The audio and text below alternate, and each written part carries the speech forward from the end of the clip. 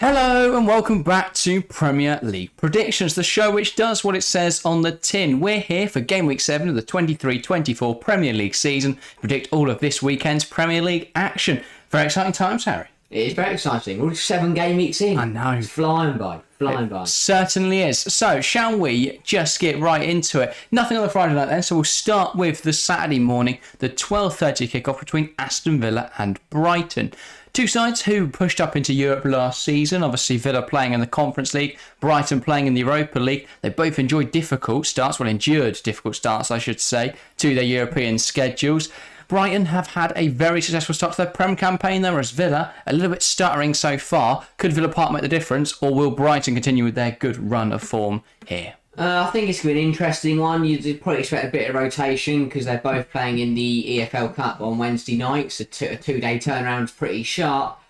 I think Brighton will just about nick it, though. I'll go 2-1 with goals from Mitoma and Ferguson, and then it'll be a Villa goal from Ollie Watkins. Yeah, I think that's quite understandable. Obviously, schedules are a lot tougher now. Brighton, I think, have the depth to cope with that, whereas Villa perhaps don't to the same extent. Brighton obviously have a plethora of young talent available they could call upon, whereas Villa don't really have those options. So, in terms of rotation, you would expect Brighton to be able to field a stronger team here. Therefore, I think they'll take the win. I think it's going to be 3-0 Brighton.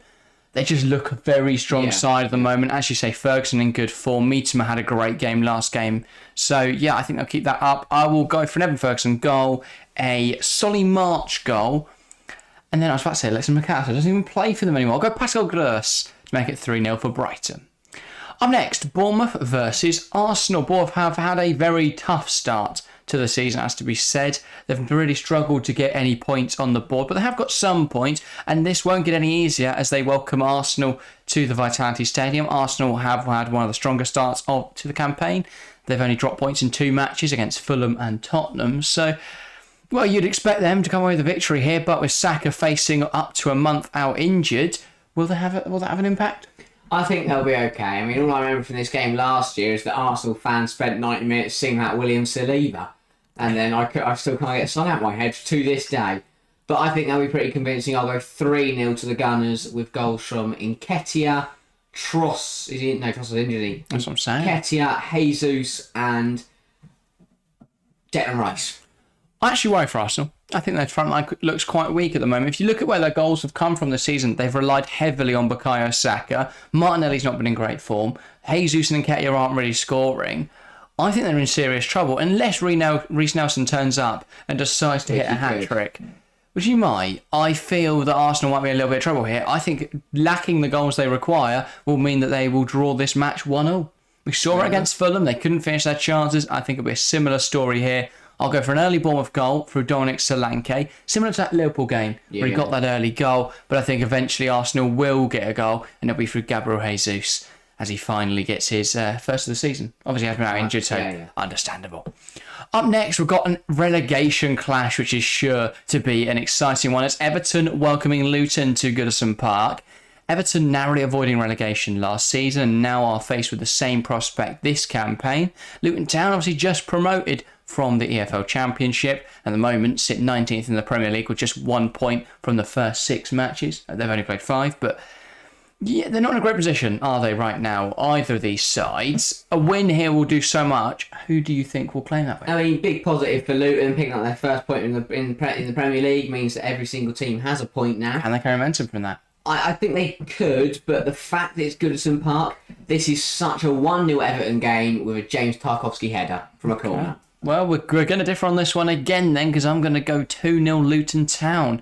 I think Everton are all right, and they were sensational last game. I mean, they won 3-1, didn't they? So against Brentford. But I think while they're good against sides who are very good on the ball, Luton are going to come play them at their own game, and it'll be interesting to see actually who can be the biggest. Yeah, should be really interesting prospect. 3 o'clock because he's so dark. I think it'll be 2-0 Luton. I will go for goals from Elijah Adebayo and I was trying to say Jordan Clark. I think he's still out injured. I'll go Marvelous Nakamba first goal in the Premier League for Luton Town. I think 2-0 away win. I can definitely see Luton come away with the points. I think they deserve a lot more from the Wolves game than they got as well. So carrying momentum and getting a win against Everton, their first win on the board, and silencing a few critics. Up next, Manchester United versus Crystal Palace. We've actually just seen this match, haven't we? We have. In the Carabao Cup, and we saw it was 3-0 United. They trialled out quite an interesting system, obviously with a 3-back. They had Garnacho and Pellistri as wing-backs, which was quite interesting. And, well, Maguire actually looked quite comfortable in the middle of a 3. Yeah. So, do you think we'll see that formation again, or was that just experimentation from Ten Hag? It was intriguing to see. I think they'll probably get the same result, though. I mean, I don't know how this keeps happening to United, because last year they played Villa back-to-back in the league and Carabao Cup. So, same thing again here for Ten Hag's side. It's FIFA-esque scheduling, isn't it? I think they'll get 3 points again, not by 3 goals. I'll only go by 1 goal, and that'll be a sole goal from Rasmus Højlund. You don't think that Hodgson's going to work out what Ten Hag's trying to do and come up with some mental tactic? No. Oh, that is a shame. I think United will look good again. I think Mason Mount in particular impressed me last night. At the time of recording, I know it's about almost a week ago, half a week ago for you guys, but yeah, I think Mount will impress once again. I think it'll be 2-0 Manchester United, a Mason Mount goal, his first in red, and a goal from, I was about to say Scott McTominay. I don't think he'll actually be involved, so I'll go Facundo Pellistri. Yeah. I think he'll actually shine in the absence of any right wingers at Man United. Sure. Up next, we have Newcastle versus Burnley. Newcastle, well, they struggled towards the start of this campaign, but they put 8 past Sheffield United last time out, and it would be difficult to bet against them doing a similar destruction job or demolition job at Burnley here. Burnley, they've just come up from the Championship as champions. They looked very impressive last season, but really failed to impress in the Prem this season. Only 1 point so far, and well, they've not had the most difficult fixture list, so I think there's some concerns that Burnley may not be as good as people thought. Do you think they could get anything from this game, or is this a comfortable one for Newcastle? Yeah, it's a weird one. Burnley just seem a bit flat. When you watch them play, when they, in their games, even the results, they're kind of those results that lack oomph. They're the 1-0s, the 2-1s that kind of seem a bit, really? Yeah. Newcastle, I mean, they are firing on all cylinders, and then some. Are they though? Or was it just one good game against Sheffield United? Because they've been crap apart from that. I don't think they've been crap. Like, did you watch the Milan game? You didn't. It was poor. And they got a big point away in their first ever, first game in a long time. But they didn't. That's the difference. I will go 3-0 Newcastle, 2 from Isak, and 1 from Anthony Gordon. Okay, fair enough. Burnley haven't been as bad as the table suggests. They looked the better side against United for large portions, and Zeki Amdouni would have scored. Or should have scored. It struck the post and bounced out. Could have bounced in. So, very unfortunate there. And I thought actually they were the better side across the whole game against Man United on Saturday night. And I think they could really cause Newcastle some issues here. I'm going to go 2-1 Newcastle. I still think the 2 will get the win over the line. But I do think Burnley will give them 1 or 2 things to think about. I will go Newcastle open the scoring. Anthony Gordon. He's been in very impressive form. Then Burnley through Zeki Amdouni will level it up. And then a winner from Callum Wilson on off the bench will seal the deal for Newcastle and get all 3 points at home. Up next, West Ham versus Sheffield United. 2 sides with very differing starts to the campaign. West Ham have looked very impressive. They're in the top half. They've been scoring a lot of goals. They've been getting big wins. Sheffield United have only been on the receiving end a lot of difficult score lines.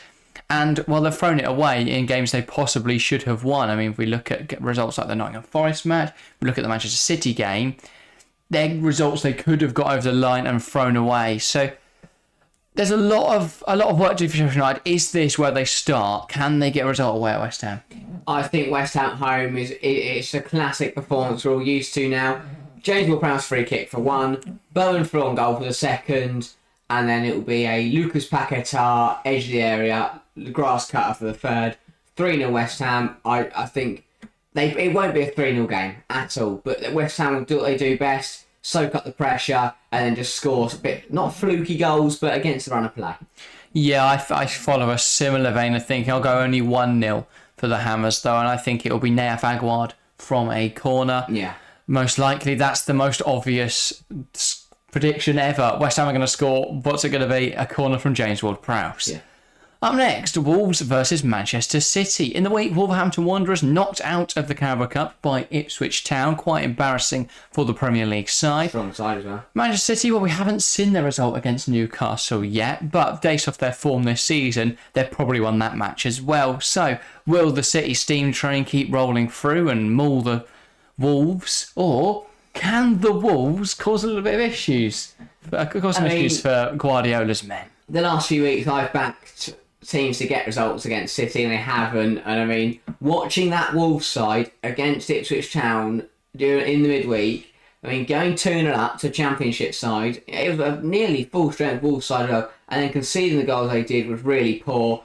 And to think that was Ipswich Town, let alone Manchester City, 4-0 to the reigning champions. I will go Foden goal, Haaland goal, a Jack Grealish goal, and a first goal for Josko Gvardiol. Yeah, I mean, Gary O'Neill's only been there a month. Do you think he's already on thin ice? Yes. Fair enough. Yeah, I think City will win big. I'll go 6-0 City. I think they'll see that Newcastle result from last weekend and think, you know what, we could do that on our goal tally as well. Yeah. I think Haaland will hit 3 because it's Erling Haaland and that's what he does. Then it will be goals from Phil Foden. Why is Gundogan De Bruyne the only name that's gone to my head? I was about to say Rodri as well. I'll say Mahrez. There you go. God. Jeremy Doku obviously came in for Mahrez this summer, and I will go for Mateo Kovacic likely starting. I'll say I don't think Rodri impact won't really matter for this game. Might matter for the Arsenal game in a couple of weeks' time. Potentially Newcastle one. We may have seen that already have a big impact, but.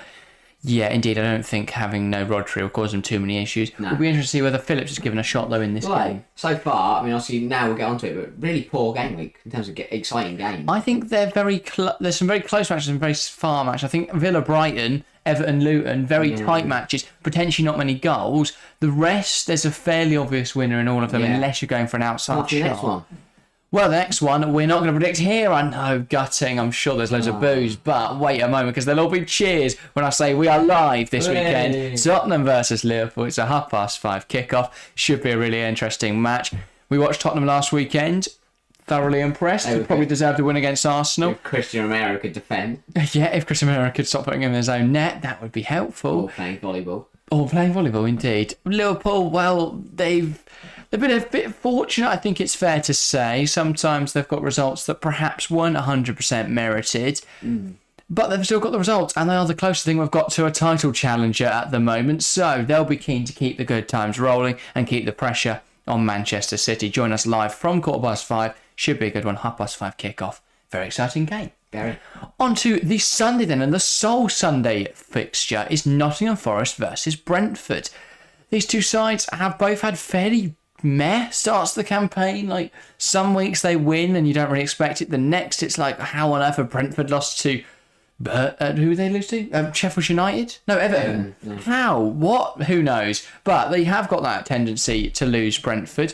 They're playing a Nottingham Forest side who definitely could cause them some issues. Do you see that being the case? Or will Brentford actually prove their quality here? I mean, first of all, what a really bleak Sunday.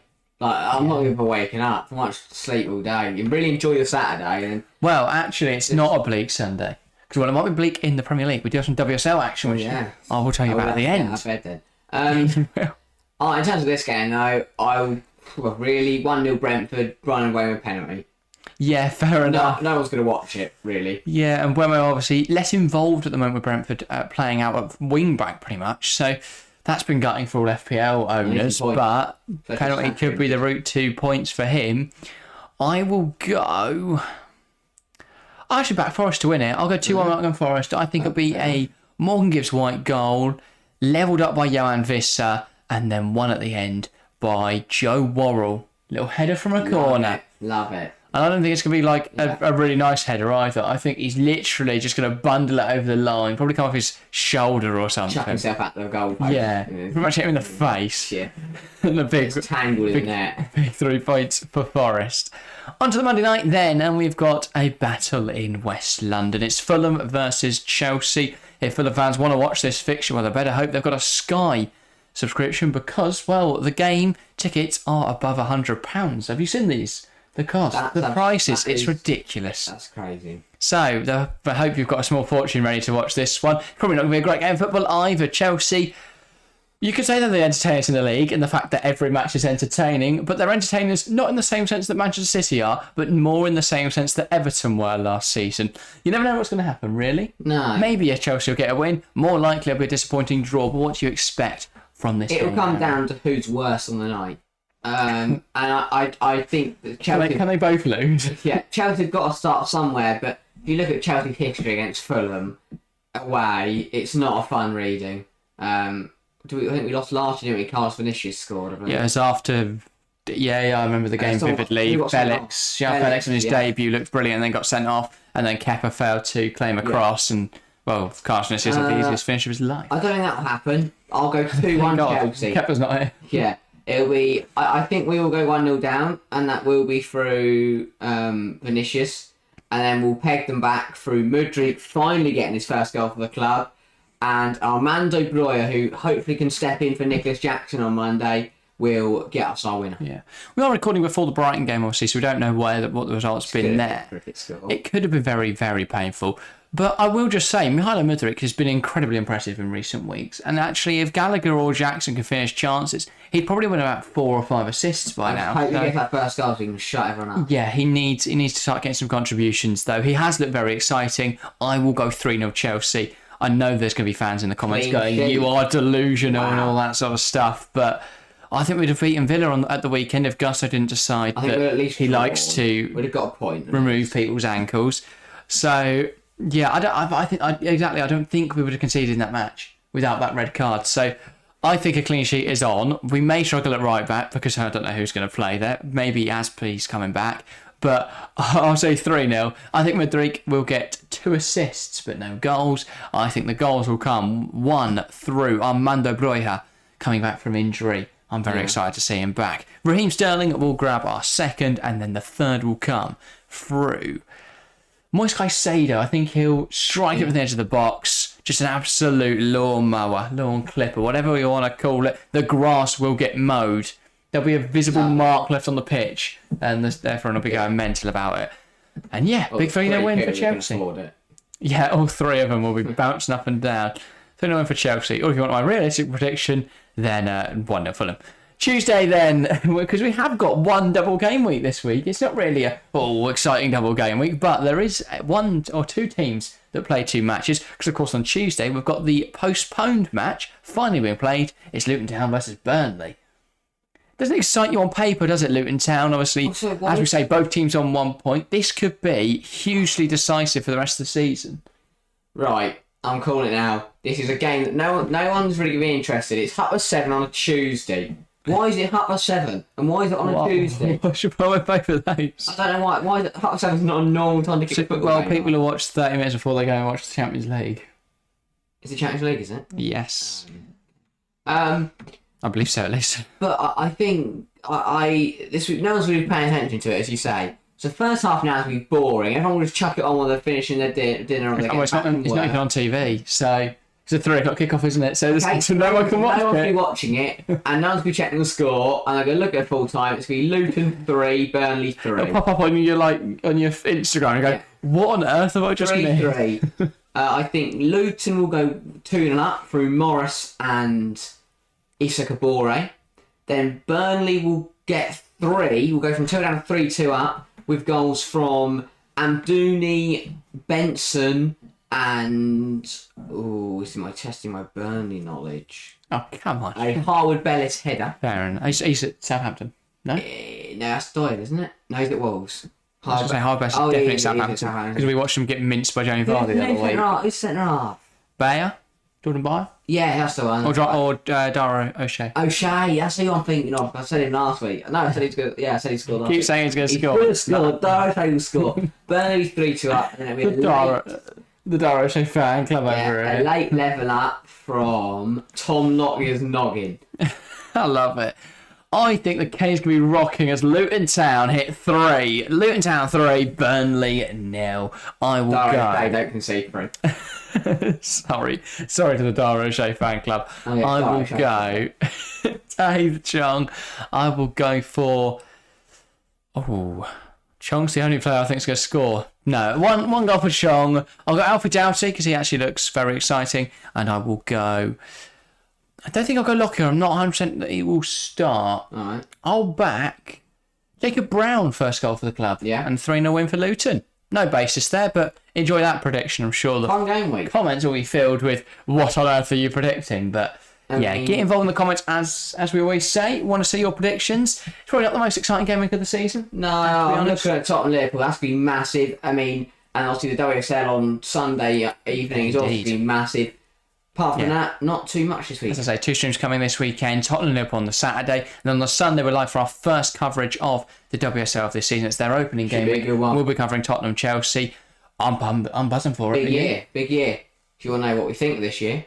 Yeah, if you want to see our predictions, head on over to the podcast, not the podcast, the video on Wednesday. And if you want to watch the podcast or listen to the podcast, it's available on all audio platforms. We spoke about the WSL expansion. We spoke about Real Madrid, Barcelona, and we spoke about Chelsea and their collapse. So look out for that on all audio platforms. If you want to see the video, if you can't resist seeing our faces as we talk about football, well then you can become a member. Go and hit that membership button. It's only 99p a month, and it massively helps us out. So if you want to help us out, go and do that. That's everything for today though. Thank you guys very, very much for watching or listening, and we will see you next time.